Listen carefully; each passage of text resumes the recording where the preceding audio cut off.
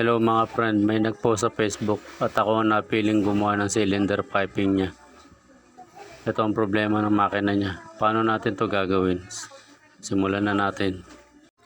Siyempre kailangan muna natin buksan tong cover na to na kinakapitan ng plato. Daan-daan sa pagtanggal dahil baka tayo masugatan. Sunod naman natin tatanggalin yung ngipin. Hindi ko na naipakita kung paano ko tinanggal yung lumang looper. Papakita ko na lang ngayon kung paano natin kakabit yung bagong looper. Yung lumang looper nga pala ay pudpud na pudpud na yung dulo kaya medyo hirap na siyang dumampot na sinulid. Na nagiging dahilan na rin ang pagpaktaw-paktaw ng tahi. Ito ay tatiming na natin siya. Ang point ng looper kailangan nasa ibabaw ng butas ng karayom. Tapos pag bumababa naman na yung karayom, kailangan yung dulo ng karayom sakto naman sa batok ng looper. Yun ang tamang pagtatiming. Ngayon pagkatapos natin maiposisyon yung looper at yung mga karayom niya, pwede na natin i-double check kung tama na yung mga galawan niya. Tingnan nyo kung tama. Ayan. Yan ang tamang pagdampot ng karayom sa likod ng looper.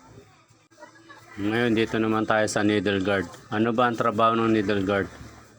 Trabaho nito na protektahan ng karayom upang hindi ito magkabali-bali. Na tumutulong din upang hindi magpaktaw-paktaw yung tahi. Pagkatapos natin mag-timing, babalik na natin yung mga tinanggal natin. Itong ngipin muna yung unahin natin. Bago natin tuluyang higpitan yung tornilyo, bahagya muna natin check yung height position ng ngipin. Ito yung height position. Ayan.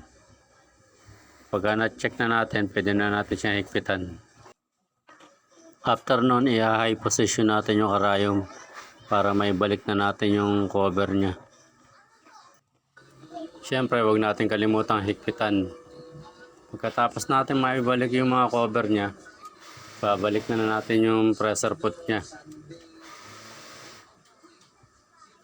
Posisyon natin na maayos para hindi tumama yung karayom. Ngayon pwede na natin siyang testingin. Kanina nakita natin yung problema ng makina nito. Ngayon makikita na natin yung resulta ng naging trabaho natin kumpara dun sa tension niya kanina. Ito na po, tingnan nyo.